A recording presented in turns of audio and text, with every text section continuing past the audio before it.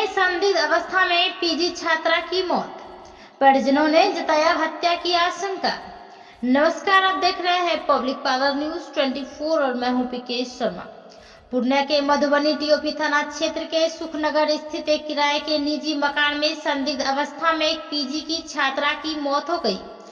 लड़की का पूरा शरीर खून से लथपथ थी। परिजनों ने हत्या की आशंका जताया है। मृतक छात्रा की पहचान रुपोली थाना क्षेत्र के बहादुरा निवासी सुधीर शाह की पुत्री रश्मि 22 वर्ष के रूप में की गई है। घटना के संबंध में छात्रा के पिता सुधीर शाह ने बताया कि मेरी बेटी रश्मि पीजी लास्ट ईयर की छात्रा थी। सुखनगर स्थित एक किराए के 3 मंजिला मकान में रहती थी। शनिवार शाम में बेटी से भी बात हुई है, सब कुछ ठीक है। रविवार को सुबह 6 बजे मकान मालिक विभास चंद्र झा ने फोन किया कि आपकी बेटी पूरी तरह से सेंसलेस है, आप जल्दी आइए। जब ये लोग घटनास्थल पर पहुंचे तो रश्मि पूरी तरह खून से लथपथ थी। पूरा कमरे में खून बिखरा पड़ा था। आनन फानन में उसे इलाज के लिए पूर्णिया जीएमसीएच लाया गया, जहां डॉक्टरों द्वारा जांच पड़ताल के बाद उसे मृत घोषित कर दिया। पिता ने कहा कि मकान मालिक ने उन्हें फोन पर सूचना देकर यह कहा कि आपकी बेटी सीढ़ी से गिरी पड़ी है। उन्होंने कहा कि मेरी बेटी की किसी ने हत्या कर दिया है। सीढ़ी से गिरती तो काफी ज्यादा खून नहीं निकलते। घटना के बाद परिजनों का रो रो कर बुरा हाल है।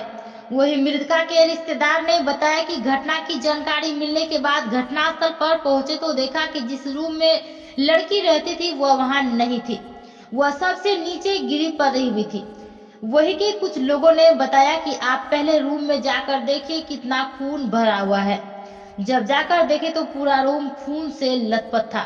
उन्होंने कहा कि बेटी की हत्या हुई है, यह जांच का विषय है। वही मकान मालिक सेवानिवृत्त सब इंस्पेक्टर विभास चंद्र झा का कहना है कि रश्मि कई दिनों से बीमार चल रहे थे। 2 दिन पूर्व ही उसके पिता डॉक्टर से दिखाकर गए थे। रविवार सुबह मुंह से ब्लड निकलने के कारण उसकी मौत हुई है। वही मधुबनी टीओपी थाना अध्यक्ष श्वेता कुमारी ने कहा कि एक निजी मकान में एक पीजी छात्रा की मौत की जानकारी मिली है। लाश को कब्जे में लेकर पोस्टमार्टम के लिए भेजा गया है। मामले की जांच पड़ताल की जा रही है। क्या डिमांड है आप लोगों का? रश्मि क्या पूरा जांच किया जाए, लॉज ऑनर पे कार्रवाई की जाए और उसके जो भी कातिल है उसको फांसी की सजा दी जाए, उस पे कड़ी से कड़ी सजा दी जाए। क्या लगता है जल्दी से जल्दी पोस्टमार्टम का रिपोर्ट लाया जाए। इस मामले में कौन दोषी है आपकी लोगों के नजर में? सबसे पहले तो लॉज ऑनर दोषी है।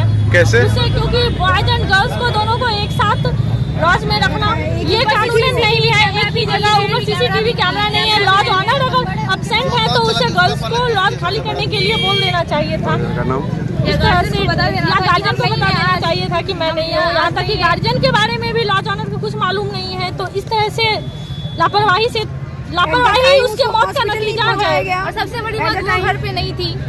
जिस रोज ये हुआ वो घर पे नहीं थी, कहीं गई हुई थी। लॉज ऑनर सब सोची समझी साजिश है। अगर सीढ़ी से गिरती है तो वो मतलब रूम में थोड़ी जाएगी। अगर वो खून से लथपथ है तो वो हॉस्पिटल जाएगी ना, रूम में कैसे पहुंचेगी?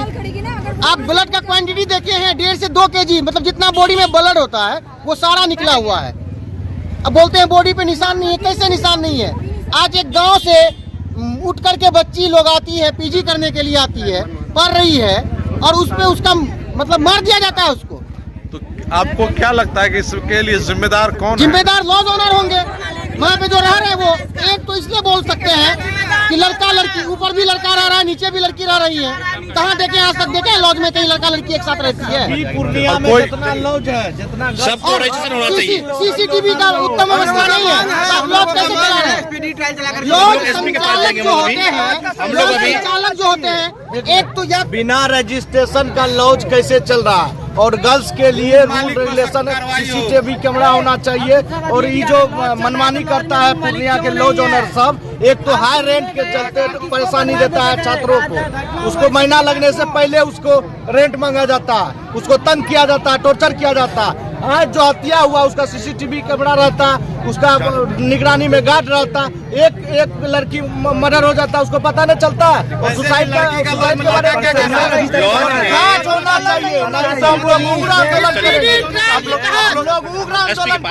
क्या चाहते हैं? हम लोग क्या चाहते हैं कि रश्मि को जो फिजिक्स डिपार्टमेंट की छात्रा है, जो इसका हत्या हुआ है या आत्महत्या, इसका निष्पक्ष जांच हो करके अगर दोषी को सीढ़ी से गिरी थी तो सीढ़ी से रूम में कैसे गई? बॉडी कैसे चला गया रूम में? और गेट कैसे खुला हुआ था? अब खून से भी लथपथ थी। तो सीढ़ी पर अगर गिरी भी तो कितने बजे गिरी? जब इतने सारे स्टूडेंट्स थे, इतने सारे बॉयज एंड गर्ल्स सभी को इलाज में थे, तो किसी को पता क्यों नहीं चला कि वो सीढ़ी से गिरी? और गिरी अभी तो लेकिन डॉक्टर ने कहा कि उसके बॉडी पर चोट का ऐसा कोई निशान नहीं है। तो लॉज ऑनर ये कैसे कह रहे हैं कि सीढ़ी से गिरी? इतने सारे ब्लड से वो क्यों लथपथ है? तो क्या लग रहा है कि ये हत्या का मामला है? आप लोग चाहते हैं कि उसको न्याय मिले? ऐसी लड़की नहीं है। वो सबसे पहली बात कोई अगर ये कहे कि वो सुसाइड की है तो ऐसी लड़की नहीं है वो कि सुसाइड कर ले। सीढ़ी से गिरने के बाद सीढ़ी से गिरने वो जो स्टूडेंट है पूर्णिया यूनिवर्सिटी की पीजी की छात्रा है, और पूर्णिया में जो है ये लॉज की जो है ना, लॉज की सबसे बड़ा नेक्सस चल रहा है, समझिए मनमानी चल रहा है। ये जो है पूर्णिया में धंधा बना लिया है लॉज खोल के। लॉज ठीक है, आप लॉज खोल लीजिए, ठीक है ना, तो उसका रजिस्ट्रेशन है, ना ही वहाँ CCTV कैमरा है, समझे, ना ही गार्ड है। अगर आप गर्ल्स को रख रहे हैं तो उसमें बॉयज़ नहीं रहेगा। और जहाँ पे हत्या हुई है वहाँ पे लड़की जो है, लड़की लोग भी रहती है और लड़का लोग भी रहता है, चलिए ठीक है, लेकिन ना CCTV का सुविधा है वहाँ पे, ना गार्ड का सुविधा है। और हम लोग यह मांग करते हैं कि वहाँ जो घटना हुई है पूर्णिया प्रशासन निष्पक्ष जांच करे और पूर्णिया में जितना लॉज है सबका रजिस्ट्रेशन हो जाए। और लॉज के साथ पूर्णिया यूनिवर्सिटी गेट पे 112 खड़ा रहे हर वक्त, जो कि छात्र छात्रा के लिए सेवा के लिए रहेगा। 112 का हम लोग डिमांड कर दिए SDM महोदय से अभी, और बोले आश्वासन दिए हैं कि कल से तुम लोग को देखने के लिए मिल जाएगा 112। भारत सरकार के यानी बेटी बचाओ बेटी पढ़ाओ का नारा है जो कितना सफल लग रहा है इसमें? अभी बेटी छात्रा की हत्या हो जाती है। पढ़ाओ बेटी बचाओ का नारा है, लेकिन यहाँ तो उल्टे हो रहा है। जो पढ़ने के लिए गाँव से आ रही है लड़की, शहर में आके उसका हत्या हो जा रहा है। लड़की, उसकी सहेली कुछ बोलती है कि लड़की 12 बजे तक व्हाट्सएप चलाई है, 12 बजे के बाद उसका संदिग्ध लाश मिला है, तो कैसे हो सकता है? क्या लग रहा है? कुछ ना कुछ तो यह घटना निंदनीय है, इसकी जांच अविलंब होनी चाहिए। जो भी इसमें दोषी है अविलंब गिरफ्तारी हो और दोषी को कड़ी से कड़ी सजा मिले। हम लोग बात करने के लिए हम लोग एप्लीकेशन दिए सर से, तो वो उस पॉइंट को एकदम साइड कर दिया। वो वहाँ पे जो और स्टूडेंट हैं उनसे पूछ रहे हैं कि आप क्या पढ़ाई करते हैं, आप इस चीज़ में क्या पढ़ाई किए हैं, ठीक है, तो आपके स्कूल कॉलेज में कितने प्रोफेसर हैं, क्या है, कैसे है, हम एक दिन घूमने आएंगे। हम बार बार उस पॉइंट को लेकर के आ रहे हैं कि सर जिस मामले के लिए आए हमको उस चीज़ के लिए बताइए। नहीं ठीक है, इसकी तो जाँच होगी। अगर ये आत्महत्या निकला तो फिर आप लोग क्या करेंगे? अरे उसी चीज़ की तो मांग कर रहे हैं कि सुसाइड है या फिर मर्डर है, वही हम लोग जानने की कोशिश कर रहे हैं ना। अगर हमको पता हो तो आपके पास क्यों आते हैं? सिंपल बात है। SP साहब क्या बोले वहाँ पे डायरेक्ट? आप लोग इस मामले में क्या बताएं? देखिए हम लोग जैसे यहाँ वहाँ पे अंदर पहुँचे, हम लोग आवेदन दिए, उनके बाद SP सर का कहना हुआ कि आप लोग पढ़ते क्या हैं। सबसे पहला सवाल, आप लोग कौन सा डिपार्टमेंट से आए हैं? तो हम लोगों ने बताया कि साइकोलॉजी डिपार्टमेंट से हम लोग हैं, साइकोलॉजी का पढ़ाई करते हैं। तो सबसे पहला क्वेश्चन उनका हमारे सामने सिमन फ्राइड कौन है? सिमन फ्राइड को जानते हो? हम लोगों ने बताया आपको जानते हैं, क्योंकि वो हमारे मनोविज्ञान के मनोवैज्ञानिक थे। तो उनका क्या वर्क था? तो तुरंत हम लोगों ने बताया कि जो उनका मनोविश्लेषणात्मक के बारे में उनका सिद्धांत का वर्णन किए हैं। तो बोले ये इतना हिंदी क्यों बता रहे हो? तो बोले सर हम लोग हिंदी मीडियम से ही पढ़ रहे हैं।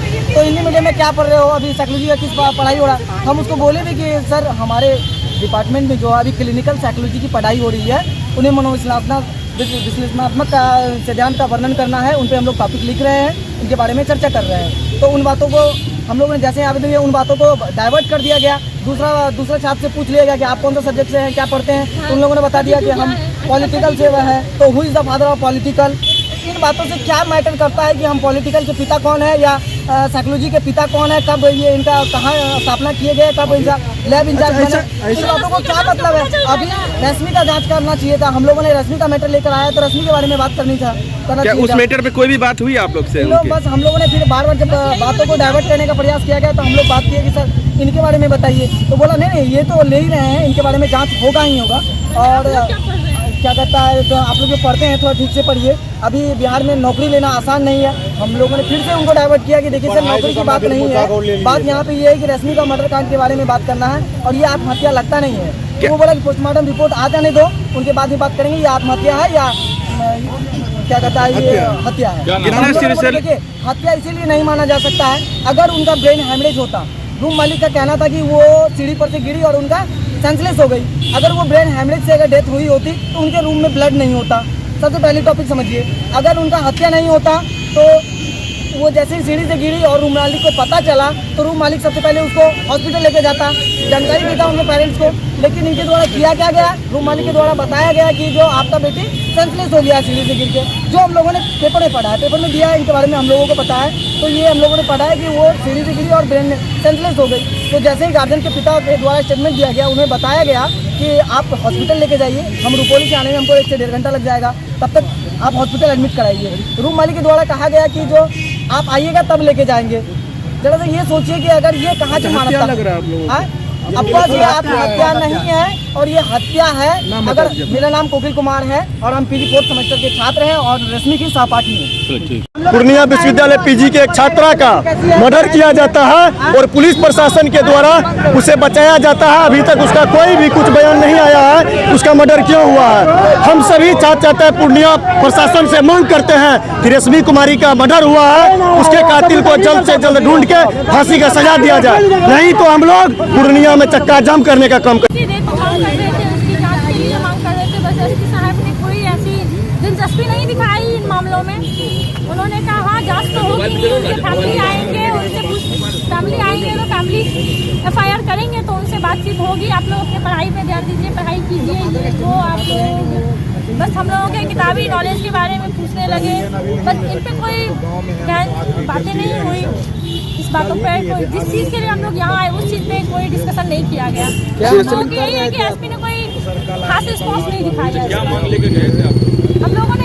हम लोग ये मांग लेके गए थे जिस रश्मि कुमारी का डेथ हुआ है उसकी हत्या या आत्महत्या जो भी है उसकी जांच की जाए, गहन जांच की जाए, जिससे ये पता चल सके। क्योंकि अभी तक पोस्टमार्टम रिपोर्ट भी खुल के सामने नहीं आया है, वो पब्लिक को दिखाया जाए, रिपोर्टर के पास पहुंचाया जाए आखिर उसका बात क्या है, किस वजह से जांच ये हुई है। कहा जाता है आजकल लड़कियां ये डिप्रेशन में रहती है, हो सकता है आत्महत्या।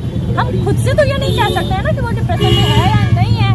इस चीज़ की बातें जांच के बाद ही पता चलेगा। जांच परेशान है।